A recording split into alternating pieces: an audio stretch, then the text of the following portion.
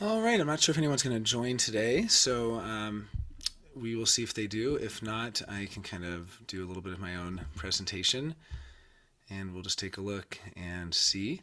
But I think if we are joined by anyone, we can continue where we picked up, where we left off, rather, last week, which was the second half of the objective personality coins. If not, I have something new to present on, which I will present on shortly. Oh, wonderful! Now it's here, so we can do that. Hey now, wonderful for you to join the most dedicated entrepreneurship group attendee. So I appreciate. Well, we've got a great host, so how can Thank I? you. Thank you. It might just be us today. We will see. But I was thinking we could pick up where we left off last week on the objective personality coins. Might be kind of Sure. an interesting place to pick up. We'll miss the peanut gallery, though. Uh, yeah, and I'm happy to do other entrepreneurship things too. And even like at some point, maybe I was thinking we'd start looking at Penta, things like that, because obviously that's through the lens of human design would be cool. Yeah, So maybe we can do whatever. that next week. But yeah, but let's just close the loop on the objective personality side of it. Even though it's not human design, I do think it is very interesting and potentially enlightening. Hey, Rachel, thanks for joining. Hi.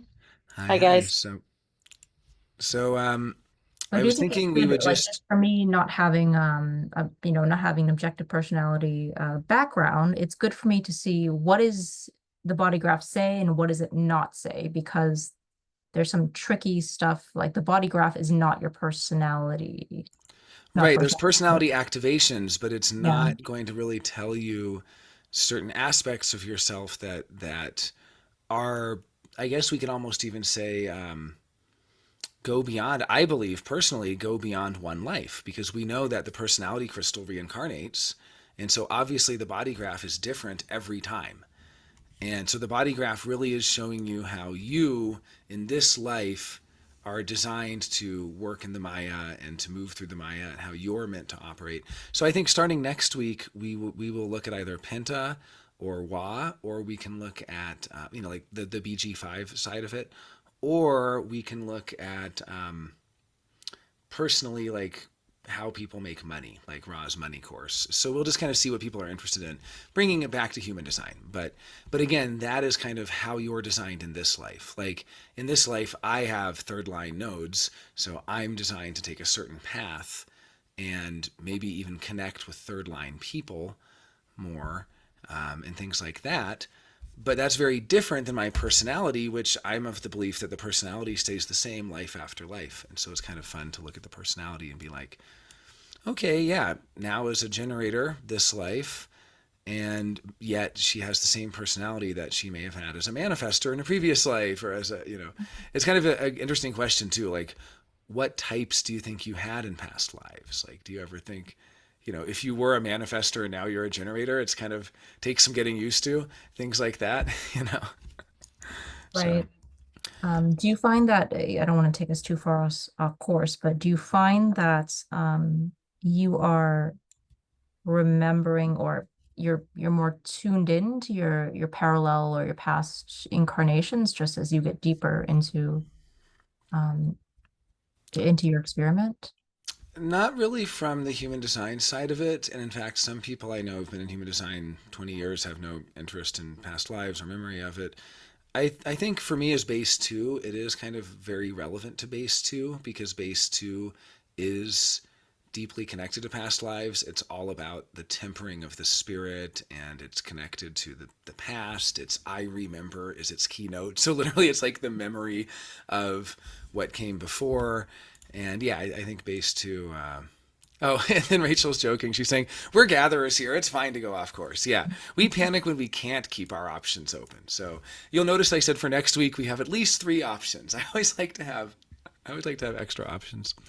So yeah, no, I think I mean, definitely what did it for me was base theory. I had a Akashic Records reading where I had no past life recall whatsoever. The person who did the Akashic Records reading said it was probably my first life because they couldn't access any of my past lives. turns out it's almost like being in the CIA. I had classified past lives, but they just were like, huh, you're probably in your first life. And then years later, when I got deep into base theory, I started to have these kind of like shattering experiences, which by the way is very scary. I mean, there have been like 2 times in my life that I felt like I might be at risk for psychosis. And I wasn't, thankfully, either time. It turned out it was anxiety. Turns out when people actually go crazy, they don't think they're going crazy. When you think you're going crazy, you're actually having anxiety. You're actually having panic attacks. But that happened once in like 2014, 2013, and then it happened again in maybe 2022 or something like that. So, yeah, it was. But I mean, if I have every 7 years, I can handle that. I can handle that. That's fine. So, and hey, Shango, thanks for joining. Thanks for joining.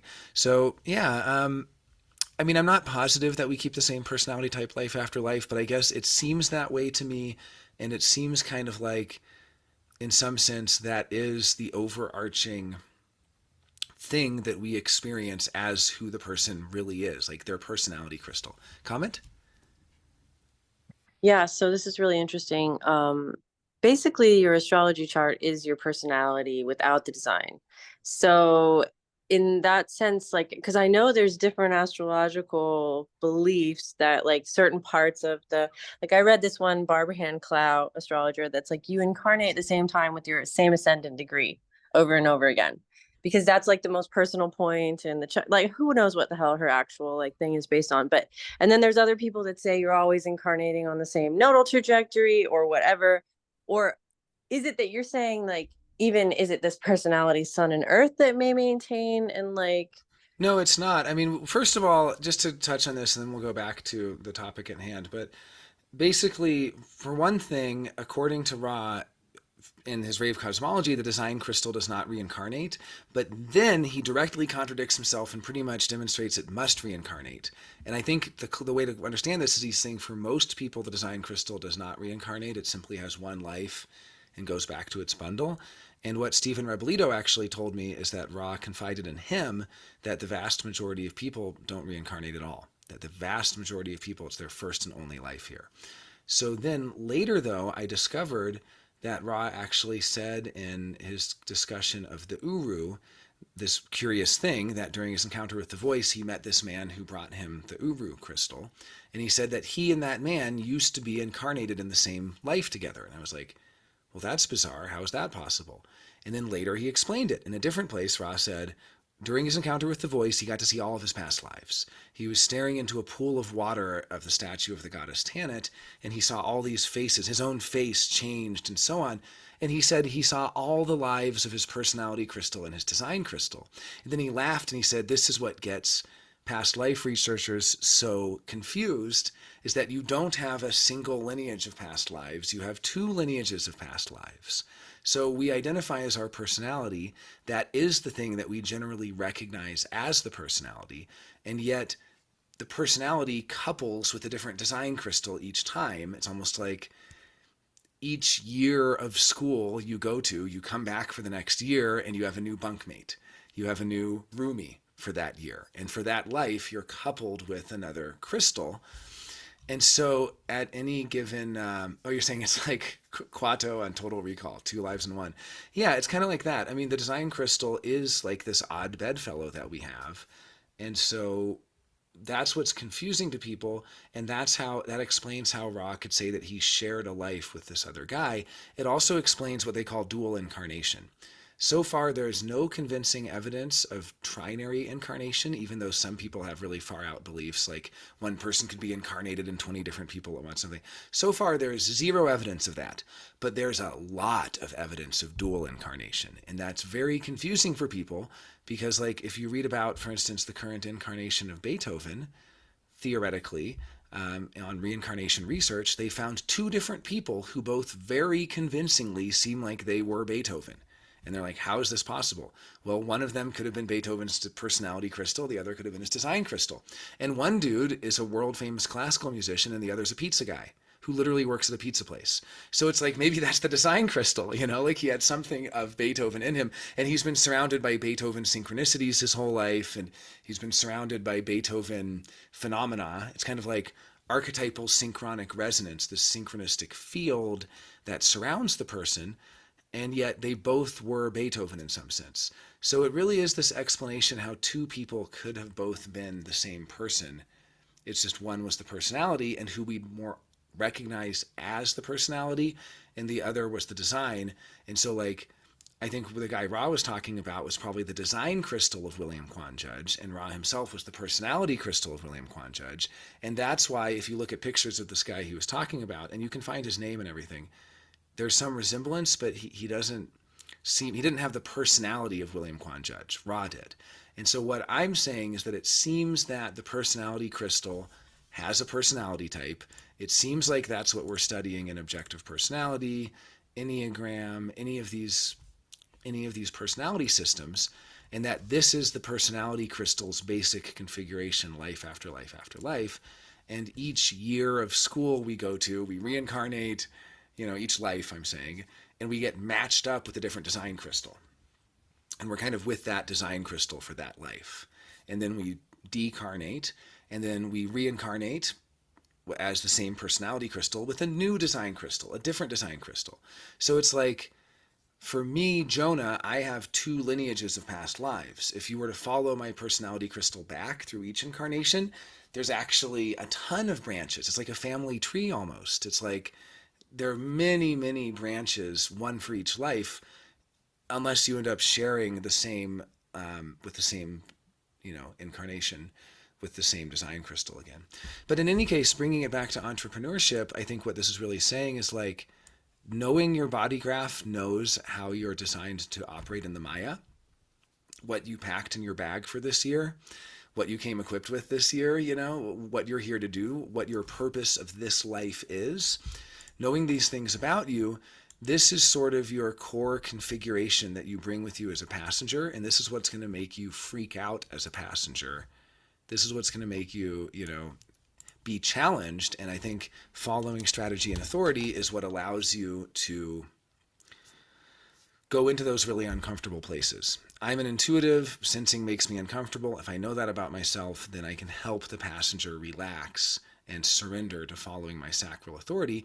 Because guess what? My sacral authority doesn't give a crap about my personality's preference for intuition. My sacral authority is going to respond to all sorts of stuff. It's going to bring me into, it's like, it's not like the sacral authority is responding to what my personality wants. Like, that's actually the main premise. If I'm not living my design, I'm just going to stay in my comfy little box of my personality. That's when the personality is running the show. And so, yeah, I'm an observer. I get really worried about getting stuck. Well, my sacral response led me to work on the High Desert Human Design Conference, where I'm totally stuck forever, trapped, doing it every year, and I can never get out, you know? I wanted my personality wanted a certain kind of house, a certain kind of lifestyle. I had all these illusions about what I wanted. As a mountain person, I wanted this view. I found the most amazing mountain house with the most amazing view. My sacral responded to this place, which is, I've established as the Center for Human Design. It's turns out, I didn't know this, but apparently my sacral knew, this would be the perfect place for hosting human design events and human design conference. And, you know, it's 3,400 square feet on half an acre, and it's really conveniently located with tons of parking and tons of space. And it's like, I don't need that, but my sacral knew something I didn't know. So part of human design is like trusting that your inner authority will choose what's correct for you every time, even if your personality is kicking and screaming. And I think that's really what it comes down to is, you know, if you're a decider, you're terrified of what people will think of you. If you start following your sacral authority, or if you're a projector, start following your invitations, you don't know where you're going to end up, and people might judge you. And that'll make you super, super uncomfortable, but that's okay. That's what it really is. It's like every life you're uncomfortable with being judged by people, but each life you have a different mechanism that aligns you to your correct trajectory for that life. So that's why I kind of see this as, this is really the spirit. People ask what the spirit is. I'm like, the spirit is dead people. The spirit is the past. The spirit is memory.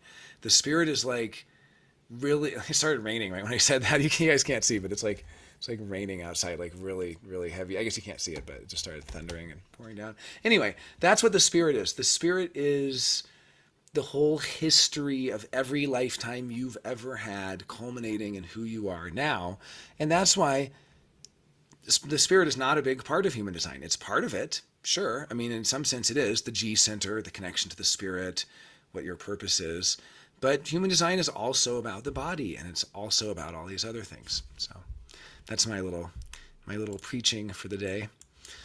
So, do you remember how far we got last time? Did we get through? I think we did the first ones, maybe. Yes. I think we did Yes. the first ones. I think we're on sleep and play, and we'll just kind of do the Yeah. rest now. Yeah, we didn't get there. Okay, so now is our gracious, wonderful test subject on this material, and we'll see if this has any value, and particularly entrepreneurial value, because obviously there's a lot of different things we can use personality for. People learn about themselves. That's all great, but the question also being division of labor in a business. So I am play, Richard Corbett is play, we're both play. We need sleepers in Signpost. And I'm sleep, pretty sure I'm a sleeper. you probably are. You probably are.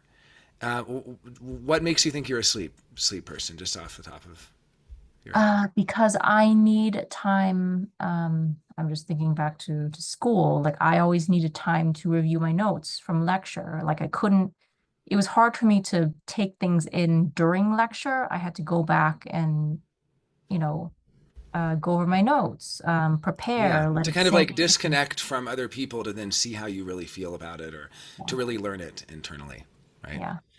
Yeah, and yeah, so sleep is very much about prioritizing processing for yourself and kind of prioritizing inner resolution and getting to a state of being resolved. So people who are play are often unresolved about things, like unresolved about the past. It's kind of like a hangnail, like they never really took care of it and it's just kind of hanging around and bothering them. And sleep is like coming to peace with it and in some sense letting go. And I mean, it almost sounds like having a defined spleen or something, but it's not. There are plenty of defined spleen play people who are very unresolved about things, and vice versa. But Yeah, I yeah, tend not to speak unless I'm pretty sure I'm correct. Or yeah, not right. correct, but yeah. There can be a resistance to talking things out because with play, you know, it can be like I'm play. I'll just kind of jump in. And I was actually in the objective personality class earlier. I was giving the example of if I really need to talk to someone, and if like say that there's like a conflict, or say we've had an argument or disagreement, it could be business or friend or relationship, you're in some situation where you need to have a talk.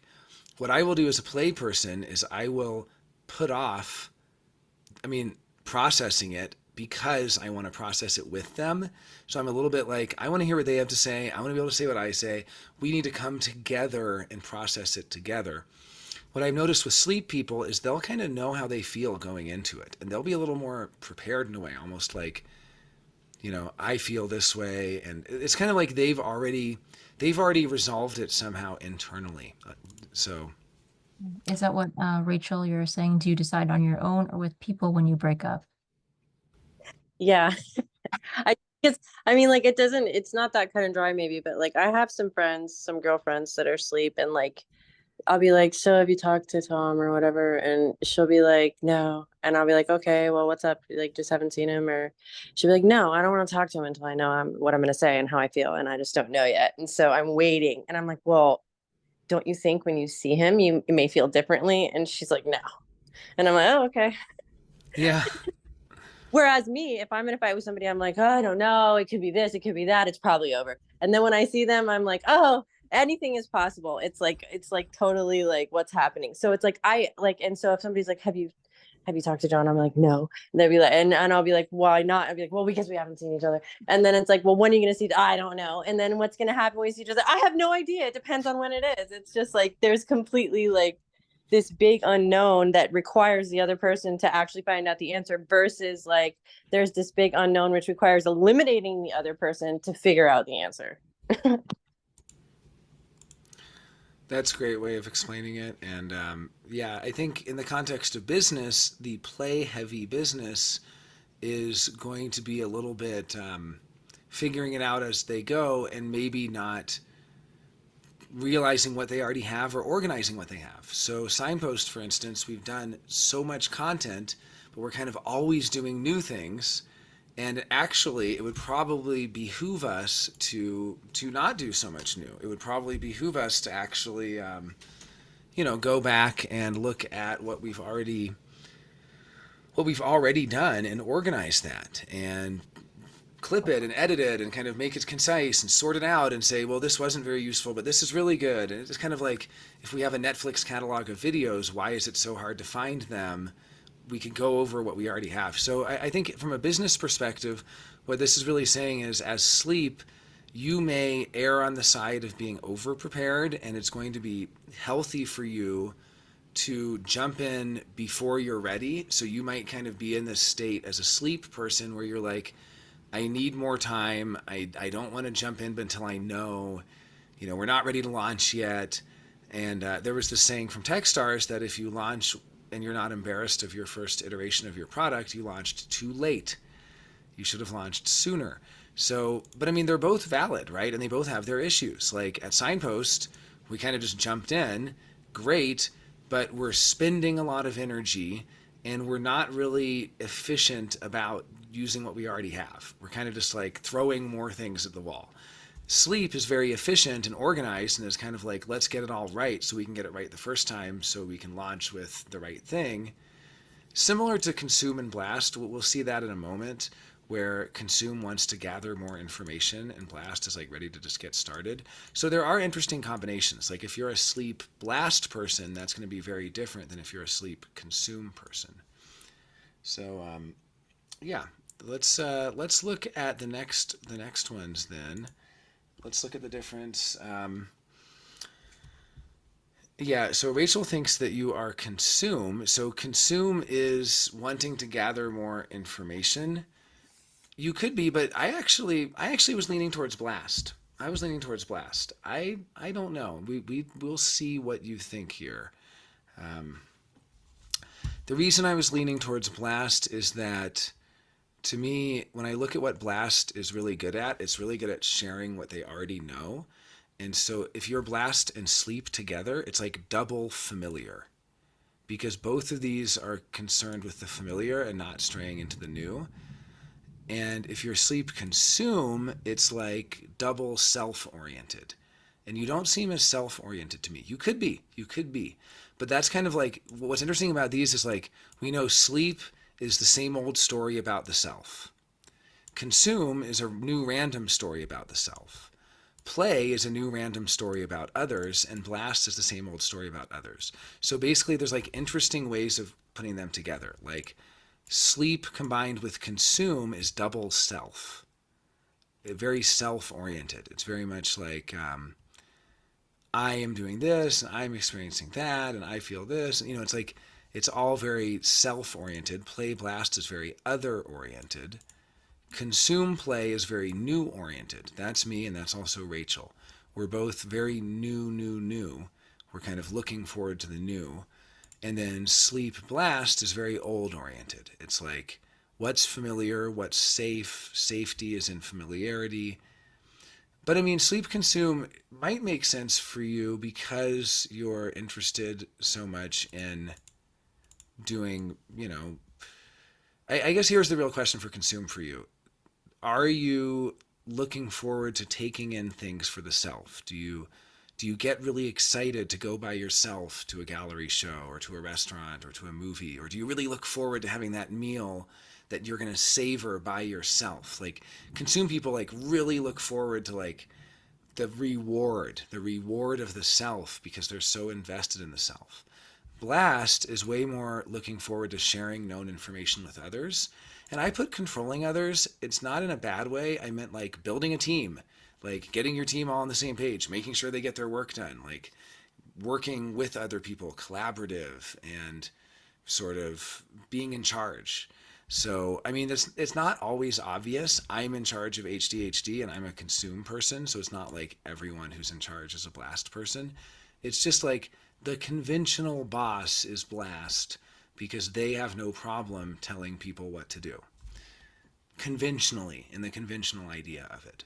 But of course, we have to be nuanced there. So, yeah, do you have any sense of consume versus blast on this dichotomy? Mm, I don't, because I feel like I am doing both in completely different contexts. So I think this is just an issue of not understanding what this Well, and also if your lead sleep, then one of these will be two and the other will be three, and you'll toggle between them.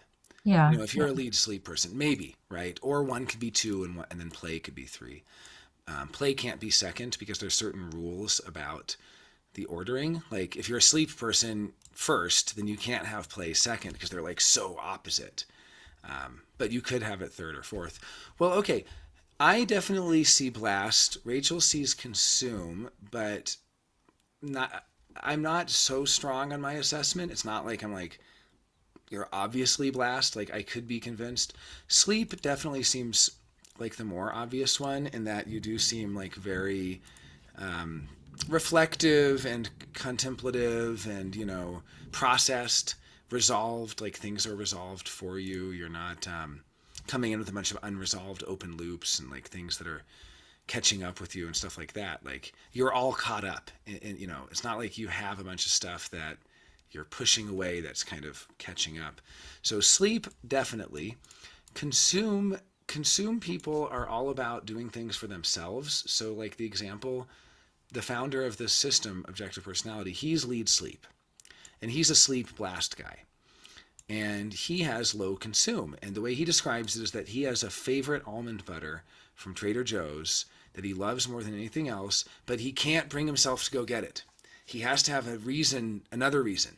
He has to be going there anyway. He has to be driving by there. He has to he needs to justify it beyond just doing it purely for himself. It feels selfish just to do it for himself. He doesn't want to just go across town to get his favorite almond butter and then drive home. He's like, well, if I'm having to make dinner for friends or if I have to do a big grocery shop anyway, I'll just wait. I'll wait next week. I'll get it. So he's really putting off getting that self thing. And I've heard some blast people say they wish they didn't have to eat.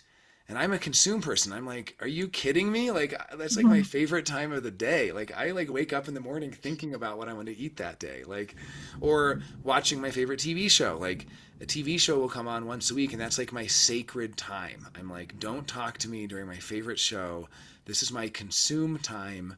I'm enjoying taking this in for myself. And so I think that, I'm leaning towards sleep blast for you only because I see the awareness of other people. It's more other aware, and sleep is very self aware. So, in a way, it's like saying you have awareness of both self and other. And if you're sleep consume, you have awareness of both new and old. You know what I mean? But you're kind of, but they're both about the self. Like sleep is like awareness of your own personal history, consume is awareness of the possibility of taking in for the self. Blast is the awareness of other people's history. Like you may be aware of their family and where they came from, and kind of like more of an understanding of other people and how they tick a little more. And I pick up on that from you, especially how collaborative you are in your business. Being a blast person, you're going to be better at delegating, better at working with others, better at connecting with others, like collaborating with others. Because part of that is, I know I have the word controlling others here, which might be negative to some, but it's not meant in a negative way at all. It's like sometimes we need somebody to be in control, being in charge. So I'm consume, and then Richard is a play blast, so he's blast savior. So we're actually balanced in this. We have a division of labor. So I'm more of the consume person who is wanting to enjoy things for myself. With Blast, he wants to share known information. So, like as an example, the content that he does on Signpost is oftentimes the same content he's already taught before. So he'll do classes and then he'll like repurpose the classes to teach them as keynoting series And that's like the blast because he already kind of knows it. He knows the keynotes, he knows the definitions, he knows the formulas. For consume, I want it to be new. So every week I'm like, what new can we do? And then Rachel says blast likes to 10x. Is 10x just doing the same thing 10 times? Is that what that is? Or Yeah, it's like taking one thing that you do and then formatting it in 10 different ways, like doing a YouTube clip and then making it an Instagram post and then making it a PDF and oh then yeah, no, I have no way of doing that. I can't do that. I can't. I don't really know how to do that. Yeah, that's a funny one. Yeah. Yeah, I don't have a good sense of that for myself, actually. I think you're sleep blast. I think you're sleep first and blast second. And these little keynotes are not the best. I mean, they're just like little reminders. Let me read a couple others that I've written down here that might also help. Blast is about producing. Well, that's not the best either. I produce a lot. But Blast is about producing things to a certain standard. Like, I generate a lot of raw content, but if you've seen my raw content, raw is the key word there. Like, it's not produced in the sense of having like title cards. Like, I'm getting better at it, but like title cards and music and packaged and edited. And, like there's a whole like production aspect that Blast is really good at. Okay, Where I do consume appreciate refining refining. content. That is a really great word for it. I say I think you're blessed because you're refining more, and if you think about what refining is doing, it's doing the old. It's like working on the old again. The question is Dwight from The Office blast.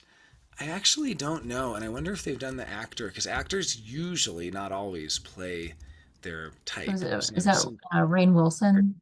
yeah, and they do have him, and he is not blast. He's a consume sleep guy. So he's from Seattle, actually. Now, I don't know if he's trying to play a blast person, but he is a consume sleep guy in real life.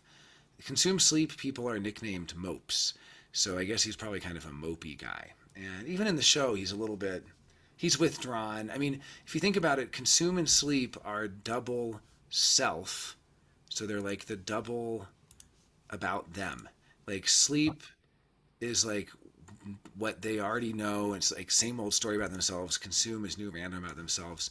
So either way, they're very self-oriented people, and I think that could have been part of his character in The Office was that he was just like into his thing. Like he's like super into like some weird thing, and they're like, "Wow, Dwight's into some weird thing. Like nobody else likes this thing that he's into. He's really excited about something that nobody else thinks is cool."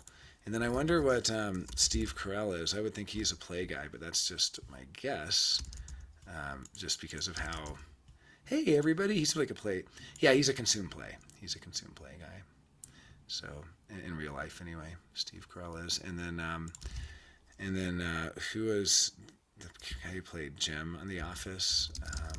What's his name? He went on to be John Krasinski. He went on to be a director and all these things, and he is a blast sleep guy. So in real life, John Krasinski, the guy who played Jim, and again, it doesn't mean that that's the character he was playing, but in real life, he's a blast sleep guy who's probably fairly private, keeps things kind of close to the vest, doesn't really give much away, and is more doubled down on the familiar in some sense. Like you can kind of see like what the personality is doubling down on. Yeah. So, wait, which one do you hate? Do you hate who? You hate Jim? Oh, why would you hate Jim? Because he's your Yeah. opposite? Because you're a consume play?